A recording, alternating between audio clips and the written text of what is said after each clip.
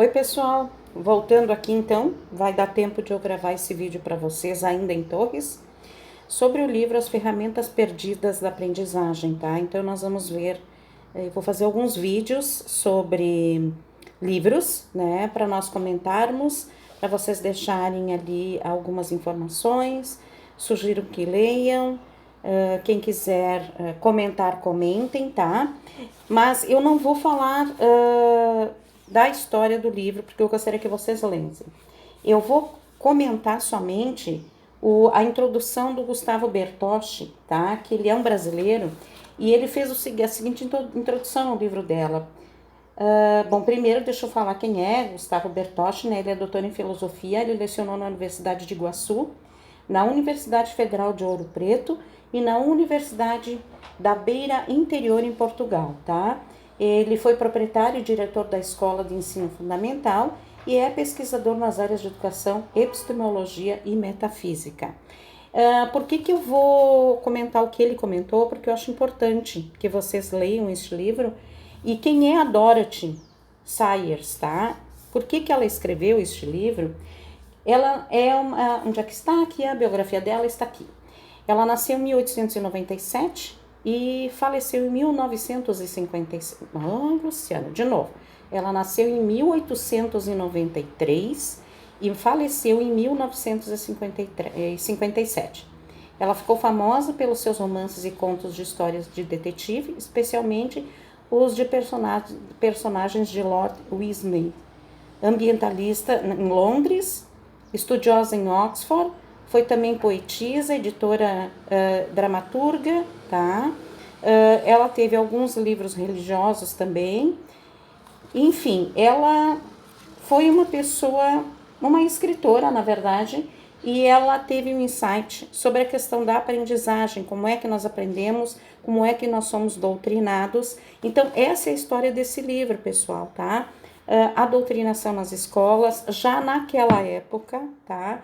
Porque a gente sabe que desde dos anos 30 ou dos anos 20 até anterior a isso, o comunismo está tentando se instalar aqui no planeta. E a princípio parece que eles estão conseguindo, né? Então é uma guerra que parece que não termina. Rapidamente sobre a guerra na Ucrânia, eu estou bastante preocupada. Tem muita gente que diz, o Putin está defendendo o que é dele, o país dele, o povo dele. Se cada um defendesse o seu país sem ter que invadir os demais, ele agora, essa semana, estourou um duto de água, né?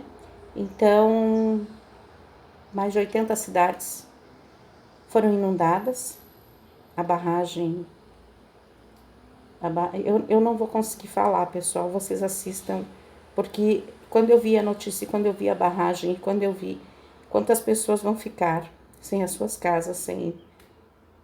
Enfim, dá um nó na garganta. Eu não quero falar sobre isso agora, tá? Vamos lá, vamos para o livro, que eu não tenho muito tempo, porque eu ainda tenho que voltar a Caxias, tá? Então, vamos lá. O que o Gustavo Bertocci comenta na introdução, tá? Ele já começa com as palavras de Hermann Hesse, tá?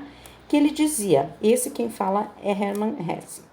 Entre os problemas da cultura moderna, é a escola o único que leva a sério e quem eventualmente me interessa. Em mim, a escola destruiu muita coisa e eu conheço, poucas personalidades importantes a quem não tenha ocorrido o mesmo. Na escola só aprendi duas coisas, latim e mentiras. Hermann Hesse é também um escritor, foi professor, tá? O Gustavo Bertocci, ele entra na introdução dele com esta frase, então, do Hermann Hesse, tá? Eu tenho que falar mais devagar, né, pessoal? É que eu tô com medo de perder meu ônibus, né? Mas vamos lá. Conforme eu vou lendo, eu vou tirando aqui, para eu saber que eu já li, né? Então, vamos lá.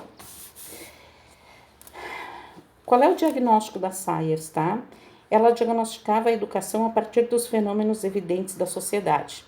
Os indivíduos incapazes, incultos e ignorantes são justamente os mais dispostos a opinar sobre tudo e qualquer assunto, não importa a sua complexidade.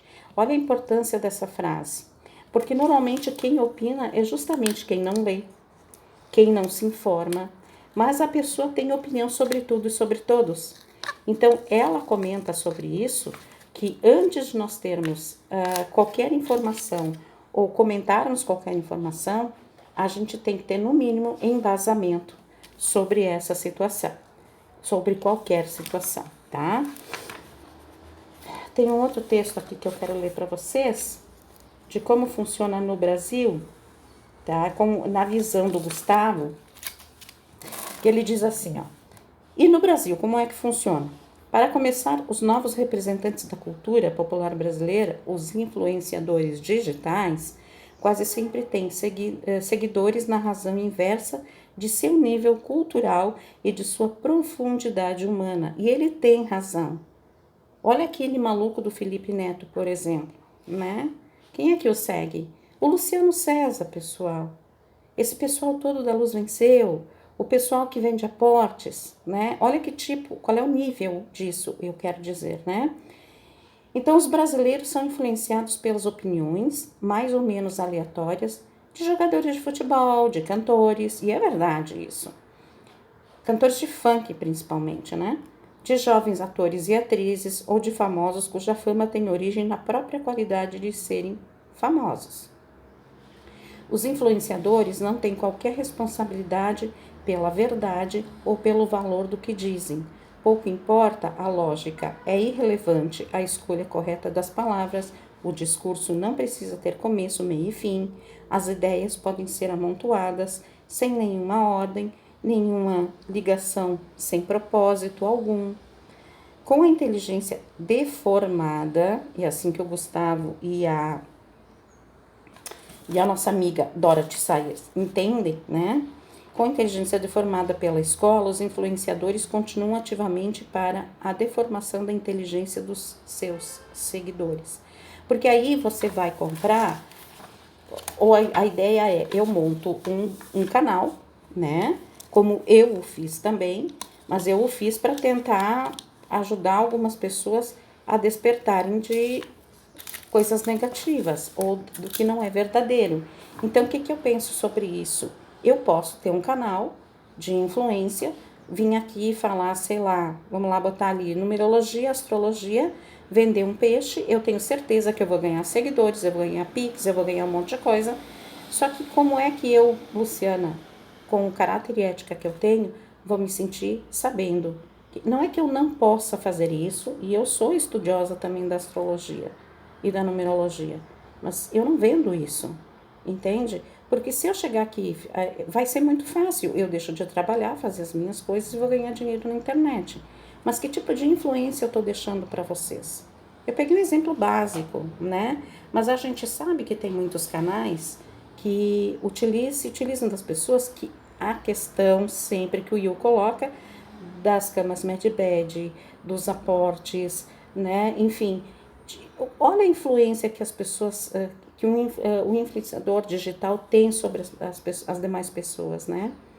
Então, vamos devagar, Luciana, não corre, tu tem tempo. Desculpa, pessoal, tá? Eu me cobro isso, porque eu não gosto de deixar ninguém esperando, né? Mas vamos lá, eu quero que vocês entendam, esse livro é progredir realmente, tem uma frase aqui que diz progredir pelo passado.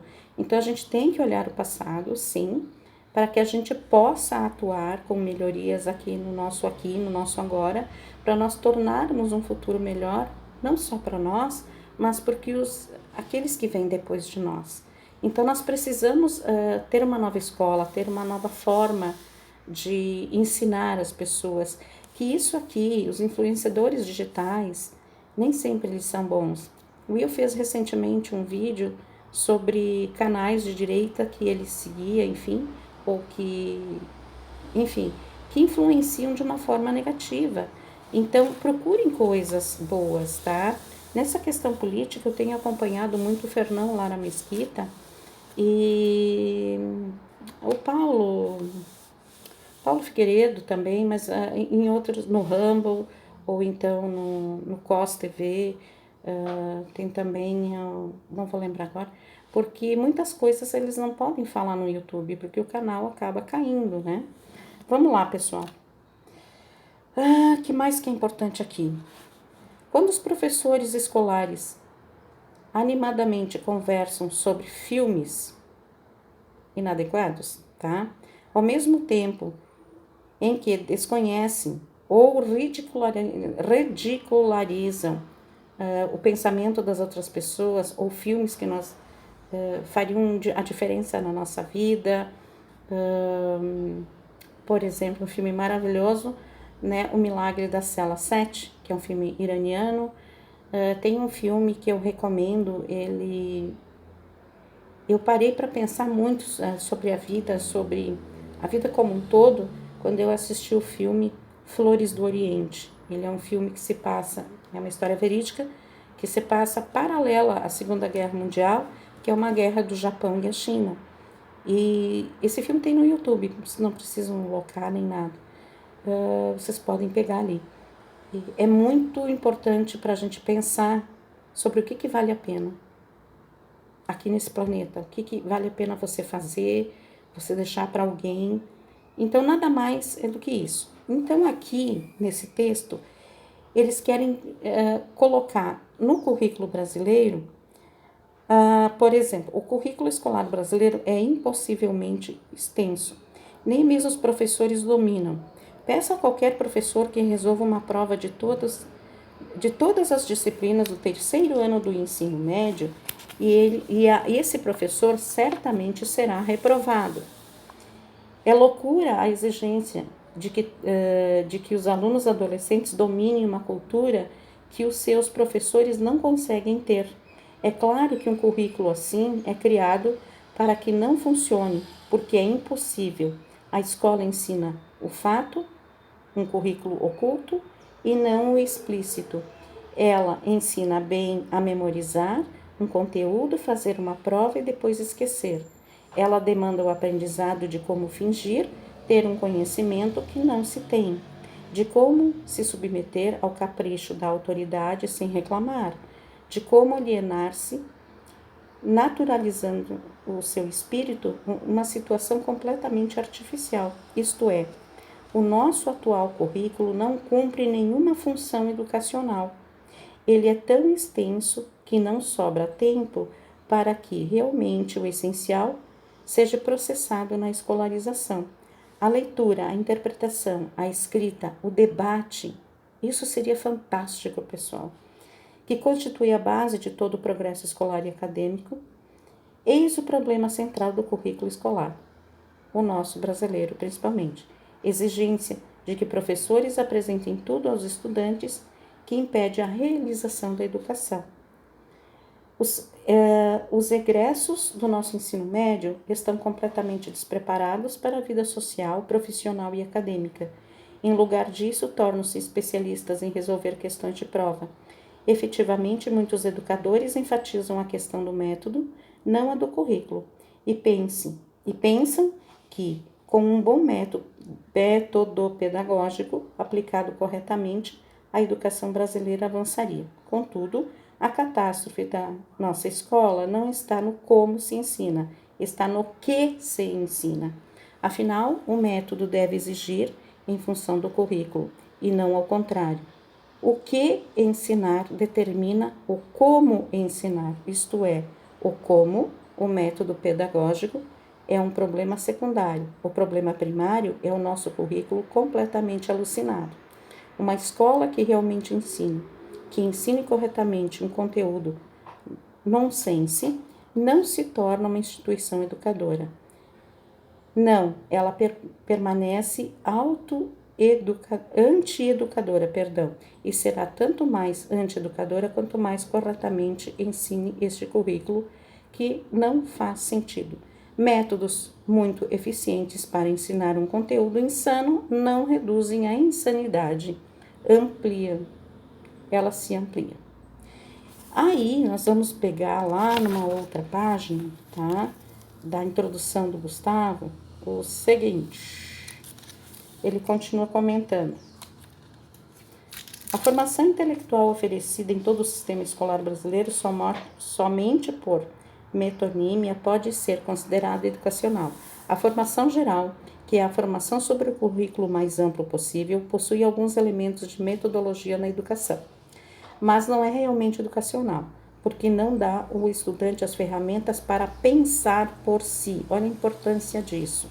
Ela não emancipa os jovens, ela não estabelece os fundamentos para que se possa aprender a aprender, isto é, para que se aprenda a dominar as ferramentas necessárias para o posterior aprendizado autônomo. Pelo contrário, a educação recebida em nossas escolas aprisiona crianças e adolescentes sobre o jugo difícil de escapar.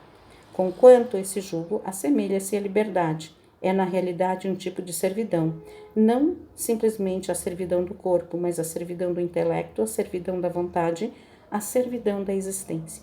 Ou seja, nós vamos para a escola, a gente aprende todas as matérias, né? Toda aquela base curricular que nos apresentam, mas não nos deixam pensar. Antigamente se pedia muito para a gente ler, porque a leitura nos trazia, inclusive leituras de autores de séculos passados e séculos retrasados, o que nos trazia o debate na sala de aula, né? Coisa que hoje não se faz mais. Os alunos vão para a aula com professores ideologistas que falam sobre política e a aula não é debatida. Como é que se aprende matemática? Matemática é lógica. Obviamente que está tudo ok. Mas a vida, as técnicas domésticas, as técnicas comerciais, as aulas de educação moral e cívica, não existe mais isso, né? O português bem colocado, e não vamos falar em todes ou qualquer outro tipo de colocação errônea, né? No meu tempo, o português também, no meu tempo é bom, né? Mas na época que eu era criança, que eu estudava no ensino primário e fundamental, nós tínhamos leituras e conhecemos o português que se falava no século XIX, por exemplo. Entende? Algumas palavras que não são mais acentuadas hoje e que se acentuava naquela época, a forma de falar, o português de Portugal, nós aprendíamos também. Isso não existe mais. O debate na sala de aula sobre alguma coisa nas aulas de educação moral e cívica, isso nada mais existe. Eu acho que se perdeu muita coisa na educação. E isso se deve sim à questão política. Tá? Então, dos anos 80 para cá, se perdeu muita coisa na questão educacional. Justamente com a entrada desse pessoal da esquerda, do Foro de São Paulo, e tudo se encaixa, pessoal, tudo se encaixa. A política, o que eles estão tentando fazer nas escolas, e já conseguiram, né? A dominação das universidades. Nós temos que reverter isso de alguma forma. Nós temos que reverter isso, tá? O que mais que é importante aqui? A raiz da catástrofe civilizacional brasileira está aí. A nossa escola destrói ano após ano, mês após mês, dia após dia, a nossa capacidade de julgar com propriedade as coisas, os eventos do nosso mundo. Esta destruição se dará pela equivalência curricular entre o que é fundamental e necessário, a leitura, a interpretação, a escrita do texto, isto é, o domínio da linguagem. E o que é secundário e contingente, os conteúdos das ciências humanas, naturais, enfim. Ora, há uma relação direta entre liberdade de ler e interpretar o texto e a capacidade de pensar, julgar e agir do modo adequado e livre. Assim é. Assim era, pelo menos. Não é mais. Afinal, a estrutura da linguagem é a estrutura do pensamento. É a estrutura do pensamento e a estrutura do pensamento é a estrutura da linguagem. A linguagem não é simplesmente um meio ou uma ferramenta de pensamento. Ela é a própria condição para que se possa pensar. É na linguagem que pensamos o mundo. Por meio da estrutura sintática da língua, instruímos as estruturas lógicas do cosmos, do universo. Sartre está certo quando diz: o nosso pensamento não vale mais do que a nossa linguagem e deve-se julgá-lo pela forma que a gente o utiliza. Se não lemos boa leitura, falamos e escrevemos mal. Se falamos e escrevemos mal, pensamos mal. Se pensamos mal, agimos mal. Para tornarmos mais inteligentes, precisamos desenvolver uma faculdade comunicativa que vai além dos grunhidos mais ou menos elaborados com os quais expressamos os desejos, as sensações e as opiniões imediatas. Então, pessoal, qualquer coisa que digam, numa conversa, num bate-papo, sabe? Façam. Se dão o trabalho de pensar, de ver o outro lado, os dois lados de uma moeda só. Então, procurem diagnosticar isso. O que é chamado gado são as massas que vão atrás de algo que é colocado. Só que você não pensa naquilo, porque o povo é muito emocional. Acaba fazendo ou agindo pelas emoções. Por quê? Porque se modificar a si mesmo, pensar, ler, refletir, dá muito trabalho. É por isso que nós estamos no mundo desta forma, é por isso que nós estamos com o governo, é por isso que nós permitimos que essas pessoas façam isso com a gente. E eu vou dizer uma coisa para vocês, infelizmente vai piorar. No Brasil a luz não venceu, não. Sinto muito dizer para vocês. A coisa vai piorar. Se vocês acham que só rezar vai resolver, vocês me perdoem. Não vai dar, não. Ou a gente muda esse país, e talvez a gente precise até de uma guerra civil, ou a gente se acomoda no sofá de casa, assiste novela e Luciano César. E aí a gente segue as pessoas na internet por seguir. Ah, se ele diz, tá certo.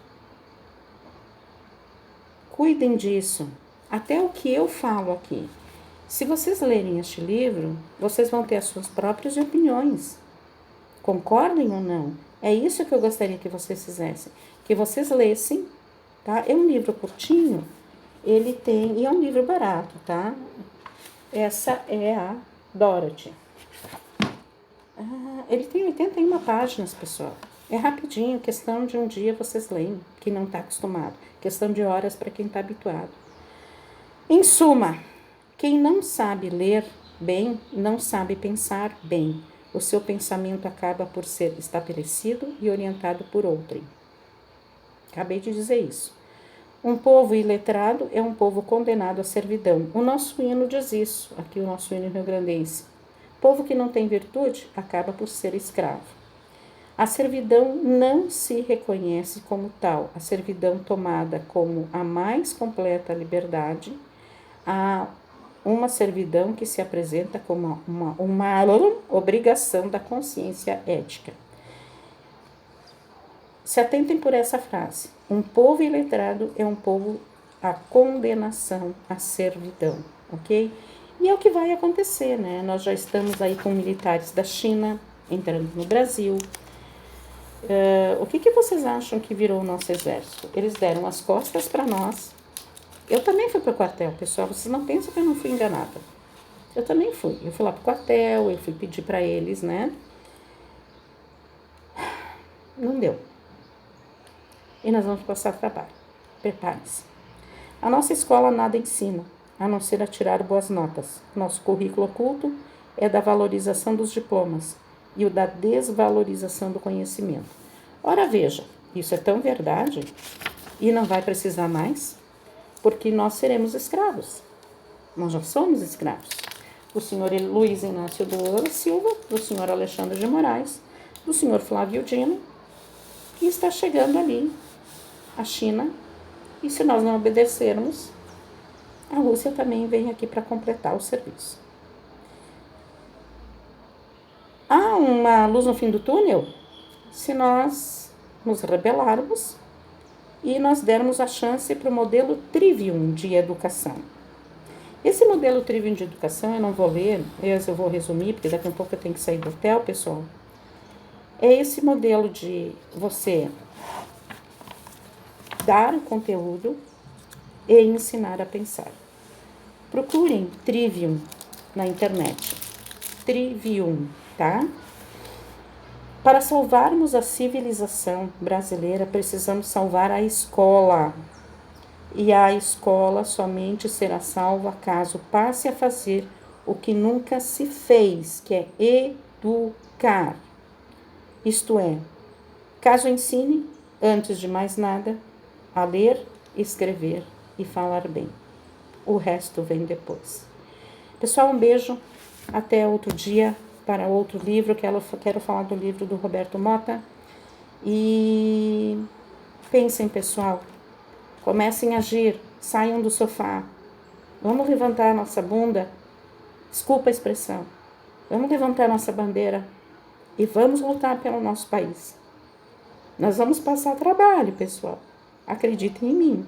Mas a gente pode vencer essa guerra. Tchau!